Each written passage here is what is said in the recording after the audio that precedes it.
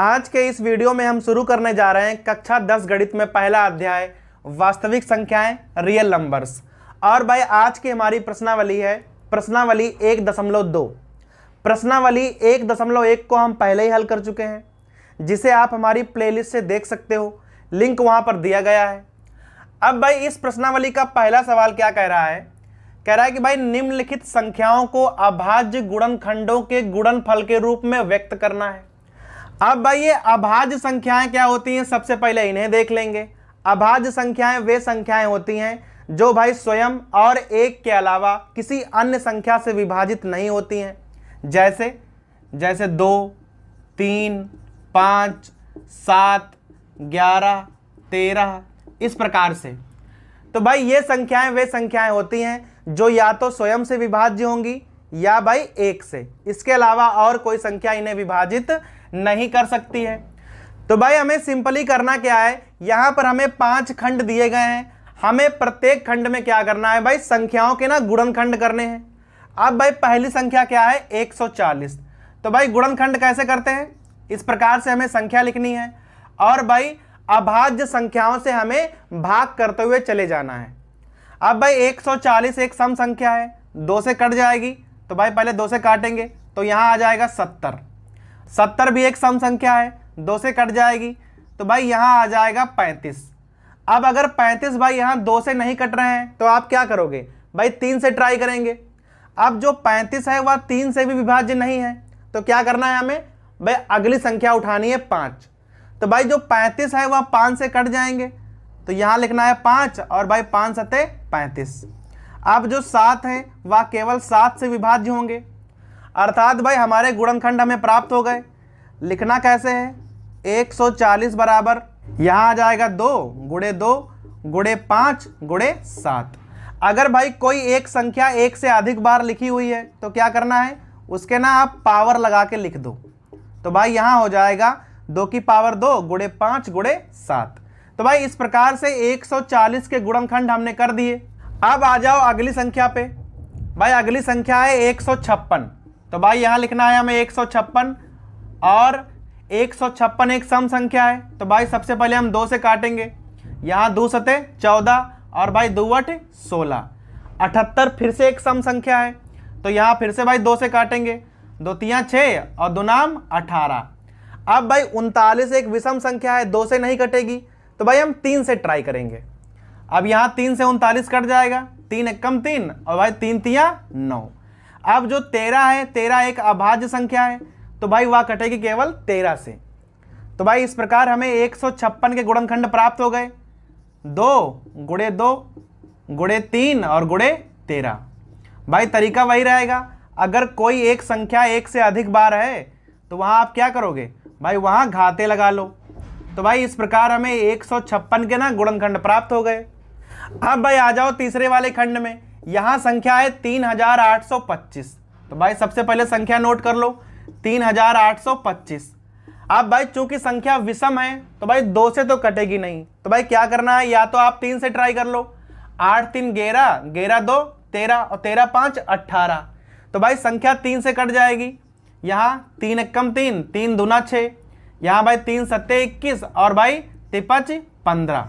भाई पुनः 3 से ट्राई कर लो, यहाँ आ जाएगा 3 चक्कू 12, भाई 3 दूना 6 और 3 15। अब भाई ये संख्या 3 से नहीं कटेगी, तो अभी क्या करना है भाई, 5 से ट्राई कर लेंगे। अगर भाई अंत में 5 है या 0 है तो वह संख्या हमेशा 5 से विभाज्य हो जाती है। तो भाई यहाँ क्या हो जाएगा, 5 40 और भाई 5 25। फिर भाई 5 से काटोगे तो 5 एक कम 5 और भाई 5 सते 35। अब आ गया 17। 17 जो एक अभाज्य संख्या है, तो भाई वह तो 17 से ही कटेगी। तो अभी हमें गुणनखंड प्राप्त हो गए। कैसे लिखना है हमें, यहाँ लिखना है 3825 बराबर यहाँ पे 3 गुणे 3 गुणे 5 गुणे 5 और गुणे 17। अभी भाई यहाँ पर 2 संख्याएं 2 2 बार हैं, तो क्या करना है, हमें घाते लगा के भाई लिख लेना है। तो 3 की घात 2 गुणे 5 की घात 2 और गुणे 17 हो गए गुणनखंड। अब भाई सीधा आ जाओ आप चौथे वाले खंड में, यहां पर संख्या लिखी है 5005। अब भाई ध्यान देना है, अंतिम अंक 5 है, तो भाई स्टार्टिंग आप 5 से भी कर सकते हो, ये संख्या 5 से कट जाएगी, तो भाई यहाँ आ जाएगा 5 एकम 5, शून्य का शून्य और भाई 5 एकम 5। अब भाई ये संख्या आ गई 1001। अब भाई 1001 ना तो 2 से कटेगा और भाई ना ही 3 से कट रहा है, ना ही 5 से, तो भाई अगली संख्या है 7। हम लोग क्या करेंगे, सीधा भाई 7 से यहाँ ट्राई कर लो, तो भाई आ जाएगा 7, 7 एकम 7, यहाँ भाई 3 बचे, आ गए 0, सचौक 28, 2 बचे, आ गए 1 और भाई 7 तियां 21। अब संख्या आ गई 143। अब भाई 143 7 से नहीं जाएगा, तो भाई अगली संख्या हमारे पास कौन सी है, 11 है, तो भाई आप 11 से ट्राई कर लो, तो भाई यहाँ लिख लो 11। अब यहाँ हो जाएगा 11 एकम 11, यहाँ 3 बचे, हो जाएगा 33, तो भाई आ गया 13। अब भाई 13 स्वयं 13 से ही विभाज्य होंगे, तो हो गए गुणनखंड। अभी कैसे लिखना है, 5005 बराबर 5 गुणे 7 गुणे 11 और गुणे 13। अब भाई सीधा आ जाओ आप प्रश्न नंबर 5 पे, तो भाई पांचवा क्या है, 7429 और भाई हमें विभाजित करना है। अभी ध्यान देना है यहाँ पे, या भाई संख्या 2 से विभाज्य नहीं होगी। 7 4 11, 2 13 और 13 9 22। भाई 22 जो है वह 3 से विभाज्य नहीं होते हैं, अर्थात यह संख्या 3 से नहीं कटेगी, भाई 5 से भी नहीं कटेगी। अभी हम 7 से ट्राई कर लेंगे, यहाँ 7 एकम 7, सचंग 42 और भाई 9 7 से नहीं जाएंगे, तो भाई संख्या 7 से विभाज्य नहीं है। ऐसे ही आप 11 से ट्राई करोगे, फिर भाई 13 से ट्राई करोगे, भाई अगली संख्या होती है 17। तो भाई सबसे आप धीमे धीमे ट्राई करोगे, जिससे संख्या विभाज्य हो जाएगी भाई वहां से आप शुरुआत करोगे, तो भाई यह संख्या 17 से विभाज्य होगी। तो भाई यहां ले जाओ पहाड़ा, 17 चक्कू 68, भाई बचे 6, अब भाई हो जाएंगे 62। अब 17 तियां 51, भाई बचे 11 और यहाँ 9 उतारेंगे तो हो जाएंगे 19 और भाई 17 सत्ते 119। अब भाई आ गया 437। अब भाई 437 को अगर आप 17 से काटोगे तो भाई पहाड़ा नहीं जाएगा। अब भाई क्या करना है, आप कोई 17 से बड़ी संख्या से ट्राई कर लो, जैसे भाई 19 से ट्राई कर लो, तो भाई 19 से क्या होगा, 19 दूना 38, यहाँ भाई बचेंगे 5, हो जाएंगे 57, 19 तियां 57। अब आ गया 23। 23 भाई स्वयं एक अभाज्य संख्या है, तो भाई सीधा जाएगा 23 से।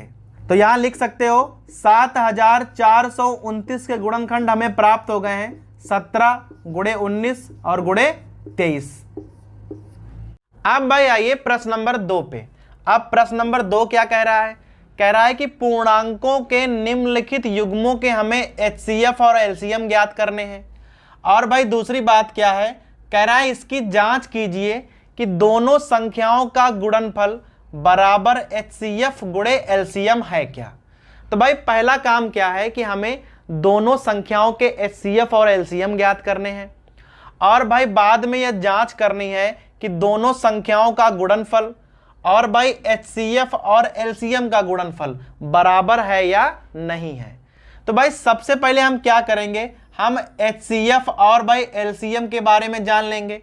तो भाई HCF क्या होता है, भाई HCF को हम पिछली कक्षाओं में पढ़ चुके हैं, इसे हम कहते हैं महत्तम समापवर्तक, मासा। भाई अंग्रेजी में बोलते हैं हाईएस्ट कॉमन फैक्टर।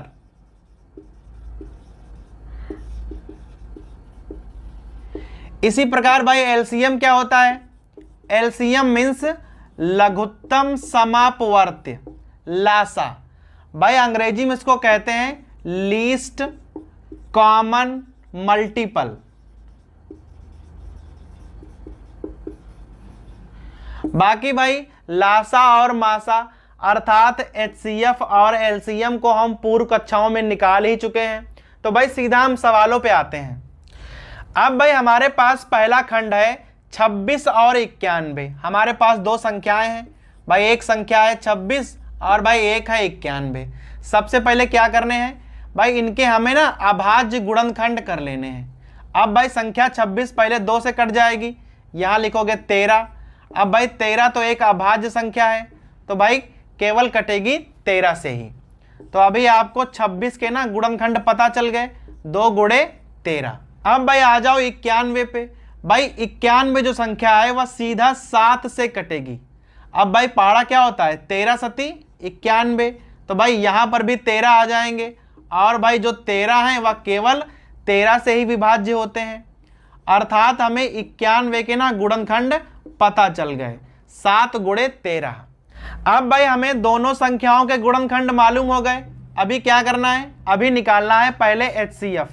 तो भाई HCF कैसे ज्ञात करते हैं, दोनों ही गुणनखंडों पे आप ध्यान दो, और जो हमें कॉमन संख्या दिखे भाई उसे आप नोट कर लो। ध्यान रखना है जो संख्या कॉमन होगी वही यहाँ नोट करनी है, और भाई कॉमन संख्या की हमें न्यूनतम घातें नोट करनी है। तो भाई यहाँ पर 13 है, यहाँ पर 13 है, दोनों में एक एक घात है, तो भाई हमने एक घात लिख ली, और कोई संख्या यहाँ पे कॉमन नहीं है, अर्थात हमारा HCF हो गया 13। अब भाई आ जाओ LCM पे। LCM में क्या होता है, हमें कुल संख्याएं लिखनी पड़ती हैं। यहाँ 2 लिखा है, आप 2 लिख लो, यहाँ 13 लिखा है, आप 13 लिख लो, यहाँ 7 लिखा है, आप 7 लिख लो। फिर भाई नियम क्या है, कुल संख्याएं आपने लिख ली, अब भाई संख्याओं की आप अधिकतम घातें लिखो। तो भाई यहाँ सबकी अधिकतम घातें 1 हैं, तो हमने भाई अधिकतम घातें लिख ली, सीधा गुणा करना है। भाई यहाँ गुणा करोगे तो आ जाएगा 182, अर्थात भाई हमारा HCF हो गया 13 और भाई LCM हो गया 182। दोबारा भाई देख लेंगे, HCF में क्या करना होता है, जो हमें कॉमन संख्याएं ढूंढनी है और भाई उनकी जो कम से कम घात है वो लगानी है। LCM में क्या है भाई, हमें सब संख्याएं एक एक बार लिख लेनी है और जो अधिकतम घातें हैं वो लगानी है, और भाई गुणा कर लेना है। HCF और LCM पता चल गया। अब भाई यहां चेक करना है कि दोनों संख्याओं का गुणनफल, तो भाई दोनों संख्याएं 26 और 91, और भाई HCF हमारा 13 है, तो यहाँ 13 लिख लो, और भाई LCM है 182। अब हमें यह चेक करना है कि इसका गुणनफल और भाई इसका गुणनफल सेम है या नहीं है। अब भाई यहाँ गुणा कर लो, 26 एक कम 26 हासिल लगा दो। अब भाई 26 नामा होते हैं 234, अब भाई 2 जोड़ दोगे तो आ जाएगा 236। भाई यहाँ आ गया 2366। अब भाई इधर गुणा कर लो, 13 दूनी 26 के 6, 2 हासिल, 13 8 104, जोड़ोगे तो भाई 6 आ जाएगा, 10 हासिल, 13 कम 13 10 23। भाई दोनों तरफ गुणनफल समान आ गया, अर्थात भाई हमारा LCM और HCF सही है। अब भाई आ जाओ दूसरे वाले खंड पे। यहां पर 2 संख्याएं हैं, पहली संख्या है 510 और भाई दूसरी संख्या है 92। अभी क्या करना है, दोनों के आप कर लो गुणनखंड। अब 510 2 से विभाज्य हैं, 2 दूनी 4, 1 बचा, 2 पंचे 10 और भाई 2 पंचे 10। अब भाई यह संख्या कटेगी 3 से, तो भाई 3 से काट लो, 3 वट 24 और भाई तिपच 15। अब भाई यह संख्या कटेगी 5 से, तो 5 यहाँ 5 एक कम 5 और भाई 17 पचे 85 होते हैं, तो भाई 17 से काट लो, आ गया। अभी भाई 510 के हमें गुणनखंड मालूम हो गए, कौन कौन से हैं, 2 गुणे 3 गुणे 5 और गुणे 17। अभी भाई आ जाओ 92 पे। अभी क्या करना है, 2 से पहले काट लो, 2 चक्कू 8 और भाई 2 छंग 12। फिर भाई 2 से काट लो, तो यहाँ आ जाएगा 2, यहाँ आ जाएगा 3।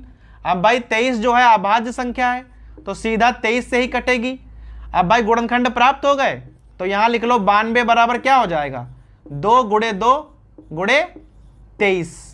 अब भाई इसको ना घातों में लिख लो, 2 की पावर 2 और गुणे 23। अभी भाई दोनों संख्याओं के हमें गुणनखंड प्राप्त हो गए। क्या करना है, सबसे पहले आप लिखो HCF। भाई HCF क्या होता है, दोनों में आप जो संख्या कॉमन है पहले उसे ढूंढो। तो भाई यहां पर भी 2 है और यहां पर भी 2 है, अर्थात भाई 2 कॉमन है। भाई नियम क्या होता है, जो संख्या कॉमन है उसकी हमें न्यूनतम घात लिखनी पड़ती है। यहां घात 1 है और भाई यहां घात है 2, अर्थात हमें यहां 1 घात लिखनी पड़ेगी। तो भाई हमारा HCF हो जाएगा 2। अब आ जाओ LCM पे। तो भाई LCM में क्या होता है, जितनी भी संख्याएं हैं सबको आप एक एक बार लिख लो। तो 2 गुणे 3 गुणे 5 गुणे 17 और गुणे 23। फिर भाई नियम क्या है कि सब संख्याओं की आप अधिकतम घातें लिखो। तो भाई बाकी सबकी तो एक एक घात है, लेकिन भाई 2 पर एक जगह 2 घातें लिखी हैं, तो यहां आप लगा लो 2 घातें। क्या करना है, सब संख्याएं एक एक बार लिखनी है और भाई सबकी अधिकतम घातें लगानी है। अब भाई गुणा करो, ये हो जाएगा 2 दूनी 4 पंचे 20 तियां 60, और भाई यहां आ जाएगा 17 और 23 की गुणा, 17 तियां 51 और 17 दूनी 34 5 39। अब भाई यहां कर लो गुणा, 6 कम 6, 6 नाम 54, 5 हासिल, 6 तियां 18 5 23, आगे भाई लगा लो 0। तो भाई हमारा एलसीएम आ जाएगा 23,460। अब भाई क्या करना है, अभी हमें चेक करना है कि भाई दोनों संख्याओं का गुणनफल, तो लिख लो 510 और गुणे 92 बराबर एचसीएफ है 2 और भाई एलसीएम है 23,460। तो भाई यहां लिखोगे 2 गुणे 23,460। अब भाई क्या करना है, हमें इधर गुणा कर लेनी है। अब भाई 0 का 0 आ जाएगा, 92 कम 92, भाई हासिल लगा 9। अब भाई 92 पंचे होते हैं 460, और भाई 460 में 9 जोड़ोगे तो आ जाएगा 469। तो भाई इधर गुणा आ गई 46,920। अब भाई जब यहां गुणा करोगे ना 2 से, तो भाई गुणा यहां पर भी 46,920 ही आएगी, अर्थात भाई दोनों पक्ष बराबर हो गए। अगर दोनों पक्ष बराबर हैं तो भाई आप समझ जाओ कि आपका एचसीएफ और एलसीएम एकदम सही है। अब भाई आ जाओ तीसरे वाले खंड पे। अब भाई यहां पर 2 संख्याएं हैं, एक है 336 और भाई एक है 54। अभी क्या करना है आपको, दोनों के ना गुणनखंड करने हैं। पहले भाई 2 से काटिए, 2 एकम 2, 2 छंग 12 और भाई 2 वट 16। फिर भाई 2 से काट लीजिए, 2 वट 16 और भाई 2 चक्कू 8। फिर भाई 2 से कट जाएगा, 2 चक्कू 8 और 2 दूनी 4। फिर 2 से, 2 दोनों 4 और भाई 2 एकम 2। अब भाई आ गया 21। अब भाई 21 जो है वो 3 से कटेंगे। अब आ गया 7 और भाई 7 कटेगा स्वयं 7 से। अब आ जाओ इस प्रकार 54 पे। भाई 54 भी पहले 2 से कटेगा, 2 दूनी 4 और भाई 2 7 14। अब भाई 27 जो होता है वो 3 का क्यूब होता है, अर्थात भाई 3 बार 3 का पहाड़ा जाएगा। तो भाई सीधा ही आप काट सकते हो। अभी हमें दोनों के गुणनखंड प्राप्त हो गए। 336 बराबर भाई क्या लिखोगे, 1 2 3 4, 4 बार तो 2 आया है, तो भाई 2 की पावर 4 हो जानी है, गुणे 3 और गुणे 7। अब भाई 54 पे आ जाओ।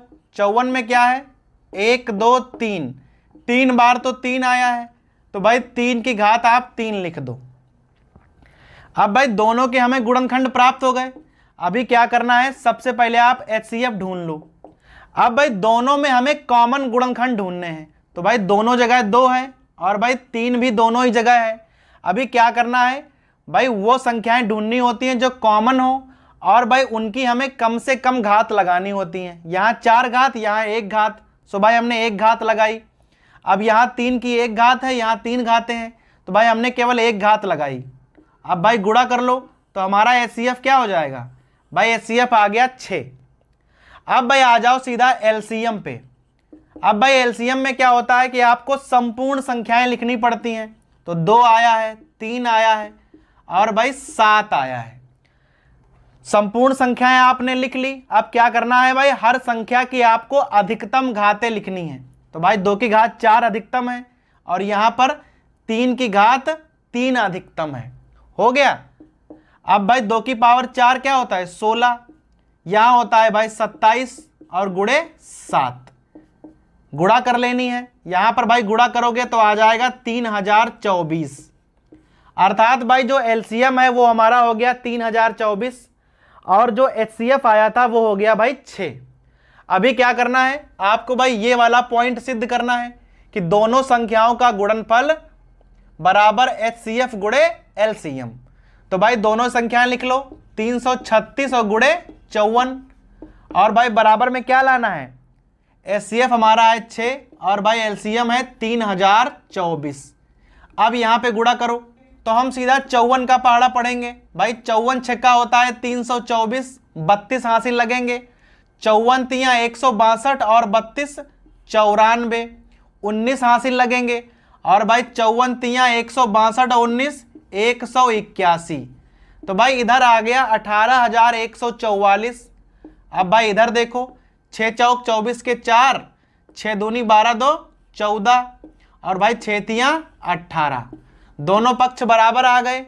अर्थात भाई जो हमारा HCF और LCM था वह एकदम सही निकला है। अब भाई प्रश्न नंबर 3 पे आ जाओ। क्या लिखा हुआ है? अभाज्य गुणनखंडन विधि द्वारा निम्नलिखित पूर्णांकों के HCF और LCM ज्ञात करने हैं। अब भाई यही काम हम पिछले सवाल में कर चुके हैं। वहां पर भी भाई हम क्या कर रहे थे कि पूर्णांक दिए हुए थे, हमें HCF और LCM ज्ञात करना था। बस भाई अंतर यह है कि ये प्रश्न नंबर 3 है, तो भाई यहाँ 3 संख्याएं हमें ज्ञात हैं। अब भाई चाहे संख्याएं 3 हो, चाहे 4 हो, चाहे 5 हो, भाई तरीका वही रहेगा। अब जैसे हम पहला खंड लगाना शुरू कर रहे हैं, भाई यहाँ संख्या है 12, 15 और 21। सबसे पहले क्या करना है? 12 लिखो, 15 और भाई 21, और भाई कर देने हैं हमें सबके अभाज्य गुणनखंड इस प्रकार से। अब भाई पहले 12 कर लो, 2 से कटेगा तो यहाँ 6 आ जाएगा, फिर भाई 2 से कटेगा तो यहाँ 3 आ जाएगा, भाई 3 से कटेगा 1 आ गया। अभी भाई 15 पे आ जाओ, 15 भाई 3 से कटेगा तो यहाँ 5 आ जाएगा, 5 भाई 5 से कटेगा 1 आ गया। अब भाई 21 पे आ जाओ, भाई 21 जो है 3 से कटेगा 7 आ जाएंगे, 7 भाई स्वयं 7 से कटेंगे, आ गया 1। अभी भाई क्या करना है आपको? तीनों ही संख्याओं के ना गुणनखंड पता हो गए। 12 गुणनखंड क्या है? 2 की घात 2 और गुणे 3। अब भाई 15 क्या है? 15 के हैं 3 गुणे 5। अब भाई 21 का क्या है? 21 का है 3 गुणे 7। अब भाई तीनों ही संख्याओं के हमें गुणनखंड मालूम हो गए। अभी क्या करना है? आपको निकालना है HCF। HCF कैसे निकालते हैं? हम सभी गुणनखंडों में जो कॉमन गुणनखंड होता है वो उठा लेते हैं। भाई 3 यहां पर भी है, 3 यहां पर भी है और भाई 3 यहां पर भी है, तो भाई 3 हो गया। और भाई उसकी हमें कम से कम घातें लगानी होती हैं, तो भाई हर जगह एक एक घात है, अर्थात हमें एक ही घात लेनी पड़ेगी। और भाई हमारा HCF आ गया 3। अब आ जाओ LCM में। भाई LCM में क्या होता है? जो भी गुणनखंड हैं उन सबको भाई एक एक बार आप लिख लो, 2 गुणे 3 गुणे 5 और गुणे 7। अब भाई क्या करना है? हर संख्या की आपको अधिकतम घात लगानी है, तो भाई 2 की घात 2 है तो 2 लगा लो, बाकी सबकी एक ही घात है तो हमने भाई एक घात लगा ली। अब कर लो यहां गुणा, 2 की घात 2 हो जाएगा 4, 4 पंचे 20 तियां 60, और भाई 60 और 7 गुणा करोगे तो आ जाएगा 420। तो भाई जो इसका LCM है वह 420 है और HCF जो है वह 3 है।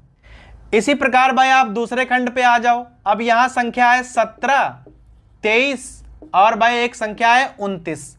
अब भाई तीनों ही संख्याओं को आप गौर से देखिए। भाई तीनों ही संख्याएं ये अभाज्य संख्याएं हैं, प्राइम नंबर्स है। अब भाई प्राइम नंबर होता क्या है कि वह किसी भी संख्या से विभाजित तो होते नहीं हैं। तो भाई अगर हमें कई सारे प्राइम नंबर पता हो और हमें उनका HCF पूछे तो भाई उनका HCF हमेशा होता है 1। तो भाई यहाँ 17, 23 और 29 चूंकि प्राइम नंबर है, अभाज्य संख्याएं, इसलिए इनका HCF 1 हो जाएगा। अब भाई आ जाओ LCM पे। अब प्राइम नंबर्स का LCM कैसे निकालते हैं? सीधा भाई उनकी गुणा कर दो, 17 गुणे 23 गुणे 29। अब भाई यहां गुणा करोगे तो आ जाएगा 11,339, अर्थात भाई 17, 23 और 29 का लासा कितना हो जाएगा? 11,339। अब भाई हमारे पास तीसरा खंड है, यहां पर भी 3 संख्याएं हैं, एक संख्या 8 है, एक भाई 9 है और एक है 25। आप सबसे पहले गुणनखंड कर लो। भाई 8 को काटोगे 2 से आ जाएगा 4, फिर 2 से काटोगे तो आ जाएगा 2, और भाई फिर 2 से काटोगे तो आ जाएगा 1। इसी प्रकार भाई 9, 3 से काटोगे तो 3 आ जाएगा, फिर 3 से काटोगे तो 1 आ जाएगा। इसी प्रकार भाई 5 है। अब भाई 25 को 5 से काटोगे तो 5 आएगा, फिर भाई पुनः 5 से काटोगे तो 1 आ जाएगा। सबके गुणनखंड हमें मिल गए, बस केवल लिख लो। तो 8 बराबर क्या हो जाएगा? 2 की घात 3। यहां भाई 9 बराबर क्या हो जाएगा? 3 की घात 2, और भाई 25 बराबर क्या हो जाएगा? 5 की घात 2। अभी क्या करना है? सबसे पहले निकालेंगे HCF। भाई HCF क्या होता है? गुणनखंड जो हमें कॉमन मिल जाए। तो भाई यहां अकेला 2 है, यहां अकेला 3 है और भाई यहां अकेला 5 है। कोई भी गुणनखंड आपस में कॉमन नहीं है। जब भाई कोई गुणनखंड आपको आपस में कॉमन नहीं मिलेगा तो वहां पर हम HCF 1 लिखेंगे। और अब आ जाओ एलसीएम पे। तो भाई एलसीएम में क्या होता है, समस्त गुणनखंड हमें लिखने होते हैं एक एक बार। तो 2 लिख लो, 3 लिख लो और भाई 5 लिख लो, और भाई उनकी अधिकतम घातें लगा दो। तो यहां अधिकतम घातें 3 है, यहां 2 हैं और भाई यहां पर भी 2 हैं। अब गुणा कर लो, ये हो गया 8, ये हो गया 9 और भाई ये हो गया 25। यही संख्याएं हमें ऊपर दी हुई थी। 25 अट्ठे 200 और 200 और 9 की गुणा भाई क्या हो जाएगी 1800। भाई हमारा एलसीएम क्या हो गया 1800 और एचसीएफ क्या हो गया 1। अब भाई प्रश्न नंबर 4 पे आ जाओ। क्या लिखा हुआ है, कह रहा है कि भाई HCF 306 657 बराबर हमें 9 दिया गया है। भाई इसका क्या अर्थ हुआ कि 306 और 657 का जो HCF है वह हमें पता है 9। और भाई हमें ज्ञात क्या करना है, ज्ञात करना है दोनों संख्याओं का एलसीएम क्या होगा। तो भाई एक सूत्र आपने पढ़ा है, भाई लिखा जाता है दोनों संख्याओं का गुणनफल।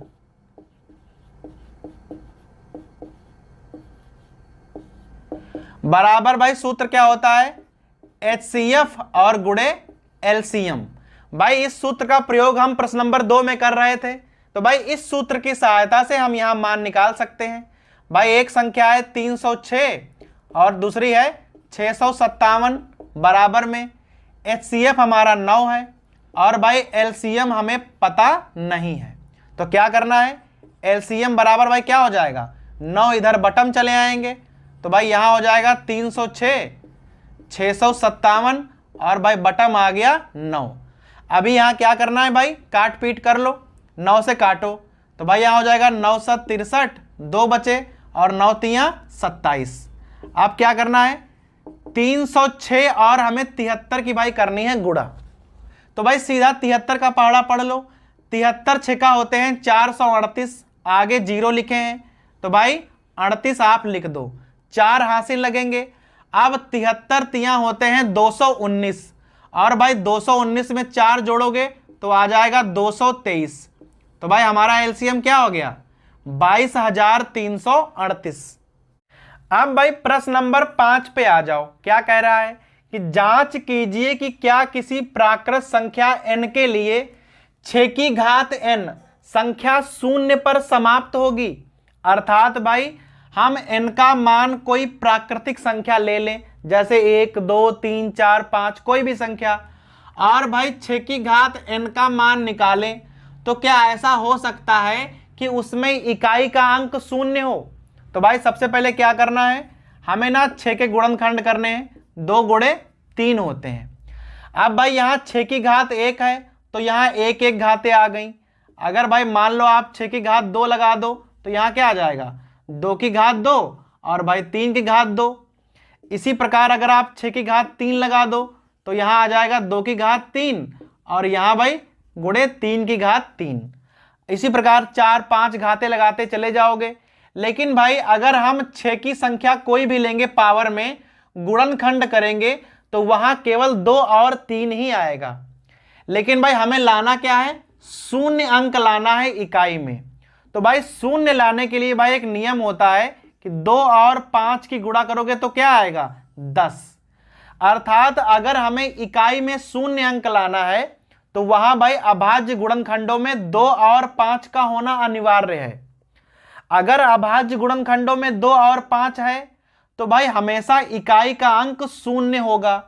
लेकिन यहां अभाज्य गुणनखंडों में 2 तो है परंतु भाई 5 नहीं है।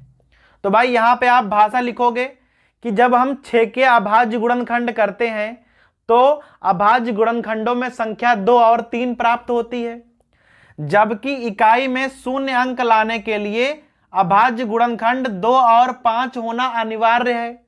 चूंकि यहां 2 और 5 दोनों एक साथ नहीं है, अर्थात जो हमारी 6 की घात n है या 0 पर कभी समाप्त नहीं होगी।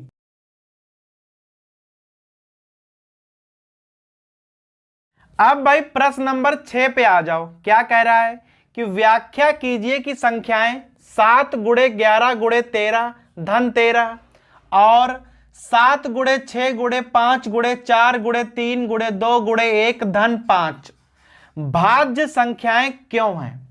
तो भाई सबसे पहले आपको यह जानना पड़ेगा कि भाज्य संख्याएं कौन संख्याएं होती हैं। तो भाई भाज्य संख्याएं वे संख्याएं होती हैं जिनके गुणनखंडों में एक और व स्वयं संख्या के अतिरिक्त कोई एक और गुणनखंड अगर आ जाता है तो वो संख्याएं भाज्य संख्याएं बोली जाती हैं। जैसे भाई 7 एक अभाज्य संख्या है, अगर इसके आप गुणनखंड करोगे तो आएगा 1 और 7। भाई इसके अतिरिक्त इसका और कोई गुणनखंड नहीं हो सकता है। तो अगर गुणनखंडों में एक हो और वह स्वयं संख्या हो तो वह संख्या हमेशा होती है अभाज्य। लेकिन भाई भाज्य में क्या होता है, जैसे आप यहां लिख लो 6। अब 6 में क्या है भाई, गुणनखंड करो तो भाई 2 गुणे 3 आएगा।